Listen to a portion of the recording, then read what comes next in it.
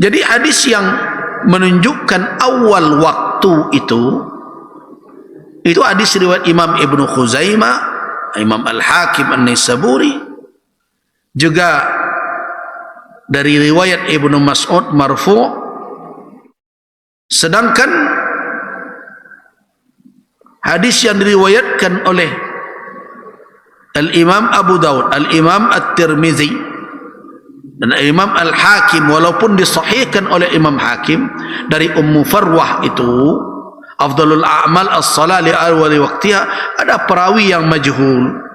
Nah, karena itu kalau kita perhadapkan hadis-hadis yang ada kalimat awal waktu dengan hadis-hadis yang ada kalimat ala waqtiha, pada waktunya, hadis ala waqtiha lebih kuat. Artinya apa? Menunda salat dengan alasan menunggu jamaah bukan termasuk melalaikan salat. Jadi karena itu, wahai kaum muslimin, terutama orang-orang yang menyelenggarakan ibadah di rumah-rumah Allah. Nah,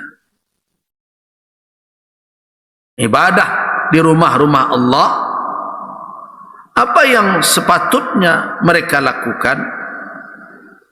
Usahakan menunggu jamaah yang hadir lebih banyak.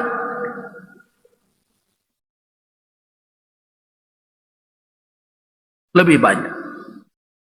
Dan ingat, di antara keutamaan orang yang menunggu salat itu, innahum fis salat, mereka sudah berada di dalam salat. Jadi imbauan saya kepada mereka yang menyelenggarakan ibadah berjamaah di masjid, jangan terburu menyelenggarakan salat berjamaah karena alasan awal waktu.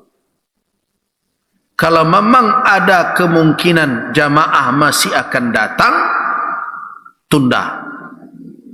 Dan kepada jamaah yang telah hadir, jangan merasa rugi menunggu kehadiran kawan-kawan berjamaah tersebut. Kenapa? Karena intidharus salah, karena menunggu salat itu sama dengan orang itu berada di dalam salat. Nah, intidharus salah ba'da salah, ini kalau ada dalam riwayat intidharus salah fi salah, orang yang menunggu salat itu di dalam salat. Nah, jadi ada dua menunggu. Yang pertama menunggu penyelenggaraan salat berjamaah, yang kedua menunggu salat berjamaah satu lagi. Ya, ada. Jadi ada intidharus salat, itu maknanya dua. Menunggu salat itu. Yang pertama menunggu pelaksanaan salat berjamaah, itu bainal adzanain, antara dua azan, yang bisa dipergunakan untuk salat rawatib atau salat sunnat. Bahkan di maghrib pun tidak pun melakukan salat. Ada yang mengatakan tidak ada salat sunnat sebelum maghrib, kan ada pendapat ulama. Kalau saya mengatakan ada, walaupun salat sunnat sebelum maghrib itu tidak sama kekuatan perintahnya dengan salat sunnat rawatib yang lain, karena ada hadis lain yang mengatakan liman sya'a, bagi siapa yang mau salat. Tetapi setidaknya waktu itu bisa dimanfaatkan untuk berdoa, bermunajat. Kenapa? La yuraddud doa, tidak tertolak doa bainal azan wal iqamah, bisa digunakan untuk itu. Nah, jadi makna intidhar salat ada dua, menunggu pelaksanaan salat atau menunggu salat berikutnya. Nah, menunggu salat berikutnya. Ini yang kita temukan dalam hadis-hadis Nabi sallallahu alaihi wasallam. Di antaranya, ala adullukum ala ma yamhullahu bihil khataya wa yarfa'u bihid darajat, di dalam hadis sahih Muslim, dan juga kita temukan di dalam hadis-hadis yang diriwayatkan oleh para imam-imam hadis Di dalam Imam Bukhari tidak ada. Ini di antara hadis yang diriwayatkan sendiri oleh Imam Muslim. Apa itu yang akan menghapuskan kesalahan, mengangkat derajat seseorang? Maukah kamu sekalian aku tunjukkan, kata Rasul. Apa kata sahabat? Qalu bala ya Rasulullah. Mereka menjawab mau. Ya ya Rasul. Hadis Abu Hurairah, hadis sahih. Qala isbaghul wudu' 'ala al-makari. Menyempurnakan wudu' di atas kondisi yang tidak disukai waktu itu, berlama-lama berwudu, dingin berbagai macam, tapi tetap dia berwudu dengan sempurna. Yang kedua, kasratul khuta, banyaknya langkah menuju ke masjid. Kemudian wantidharus salah ba'da salah, menunggu salat setelah salat, menunggu maghrib ke isya misalnya, menunggu zuhur ke asar, tapi bukan karena alasan pemalas. Kalau jadi alasan bahawa aku dah mencari lagi, ya wak kerja wak nunggu-nunggu kata salat seribu ayat, tidak.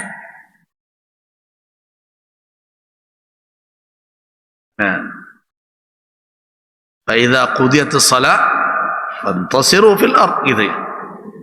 Tetapi kalau saatnya memang tepat menunggu seperti maghrib isya, sering ibu-ibu, tapi jangan isi dengan bergunjing ya. Kalau lewat kata isya ko awak dak pulang dah ya, awak saji saya iyo, tapi cerita rumah tangga orang sekali yang saji apa dia sadun, itu merusak jadinya itu. Jadi karena itu menunggu salat tentu dalam rangka berzikir, diisi dengan amalan qurbah, mendekatkan diri kepada Allah. Fadzalikumur ribat, itu ribat, itu artinya apa?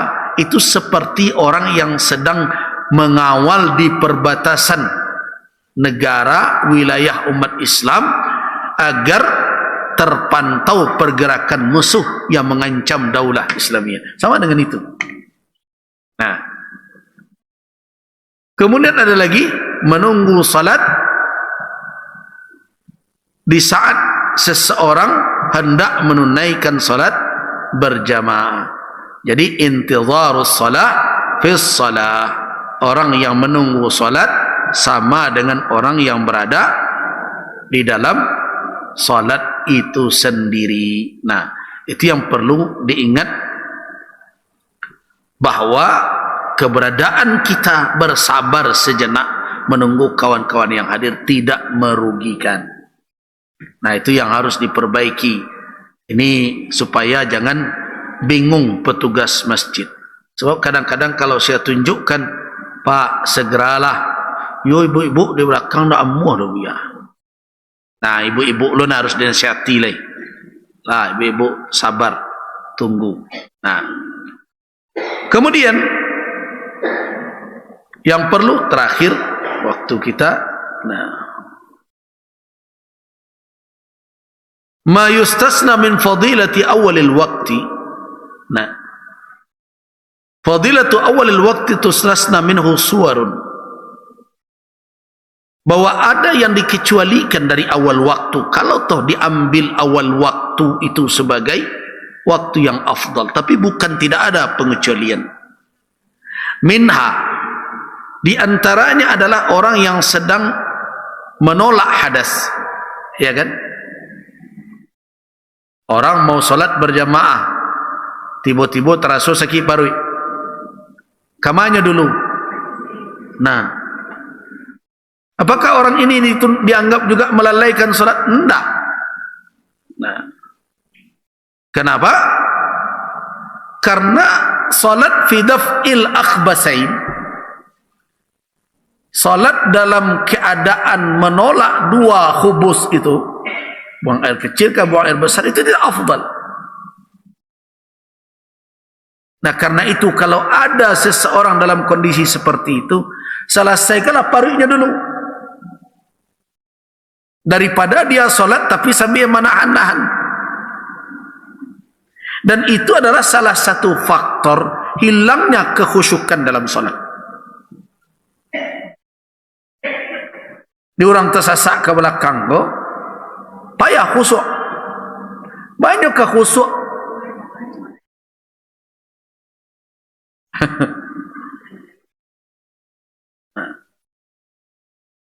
Kemudian berikutnya bagi orang yang berada di hadapan, di dekat makanan yang telah terhidang, sedangkan dia dalam keadaan, nah, itu bukan berarti setiap ke solat meidang makanan, ya, jangan.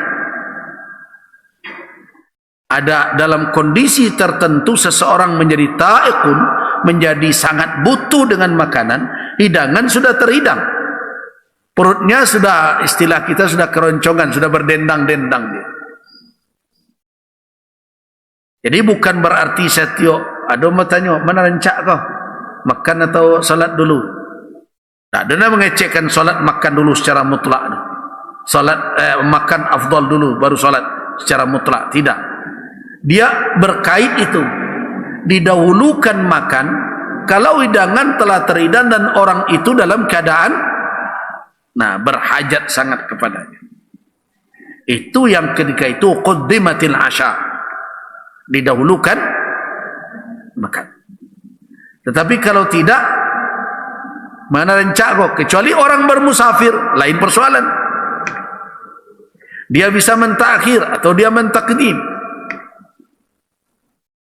Tetapi bagi orang yang telah ada panggilan salat, perutnya tidak lapar, kemudian nyahidangkan makanan, nah, kemudian dengan itu beralasan lah hidang, ya tidak.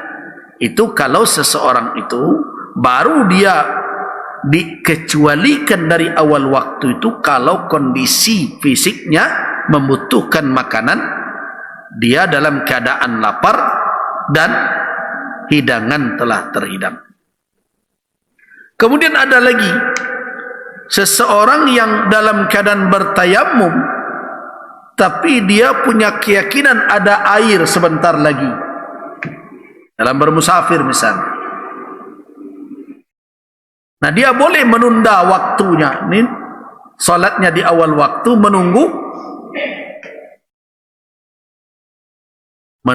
air nanti bertemu oleh dia. Begitu juga orang yang dalam kondisi sakit, yang tidak bisa dalam keadaan berdiri, tapi dia yakin sebentar lagi dia mulai sehat, sehingga dia lebih sempurna paniangnya. Kemudian sebentar lagi, insyaAllah makan ubek bisa tenang. Nah, apakah dia dipaksakan juga di awal waktu? Nah. Kemudian orang yang sendiri, nah termasuklah dalam tadi, dia sedang sendiri, tapi dia yakin sebentar lagi jamaah akan tiba, maka dalam kondisi seperti itu dia menunda sampai jamaah datang. Nah, jadi karena itu tidak berarti solat di awal waktu itu secara harfiah dalam kondisi apapun itu afdal. Nah, itu gunanya kita belajar mengkaji. Dalam kondisi-kondisi tertentu malah menundanya itu menjadi afdal. Ada sebagai penutup kajian kita, ada hadis Nabi dalam Imam Al-Bukhari dari Abu Musa Al-Ash'ari radhiyallahu an, Nabi sallallahu alaihi wasallam bersabda, a'zamun nasi ajran fi shalah ab'aduhum mamsha walladhi yantasiru shalah hatta yusalliyaha ma'al imam. Zada Muslim fi jama'atin a'zamu ajran 'ala alladhi yusalli thumma yanam. Nah, ini hadis yang bisa dikatakan penutup dari berbagai kajian tadi terkait dengan menunda salat karena berjamaah.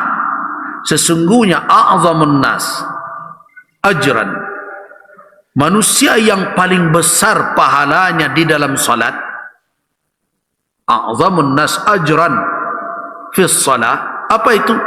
Yang pertama, ab'aduhum mamsha, yang paling jauh jarak perjalanannya menuju ke rumah Allah untuk berjamaah. Yang kedua apa? walladhi yantadhiru as-salata hatta yusalliyaha ma'al imam. Dan orang yang menunggu salat sehingga dia bisa melakukannya salat bersama imam. Di dalam riwayat Imam Muslim atau fil jamaah, dalam berjamaah. Jadi yang pertama adalah orang yang jauh perjalanan. Kemudian kata Nabi, dan orang yang menunggu salat sehingga bisa dia lakukan bersama imam dalam berjamaah, a'zamu ajran, lebih besar pahalanya minalladzi yusalli, daripada orang yang salat sendiri thumma yanam, tutupai laloknya lagi. Nyaman dia, dia sudah di awal waktu. Jadi menunggu salat berjamaah dengan imam, a'zamu ajran, lebih besar pahalanya kata Nabi dibandingkan dengan orang yang salat di awal waktunya, dia salat kemudian dia tidur. Nah, karena itu mari penyelenggara ibadah berjamaah di masjid, kita yang ikut berjamaah, kita maklumi petunjuk syariat ini agar kita bisa menjalankan salat berjamaah itu dengan benar sesuai petunjuk Rasulullah sallallahu alaihi wasallam yang dijelaskan oleh para ulama.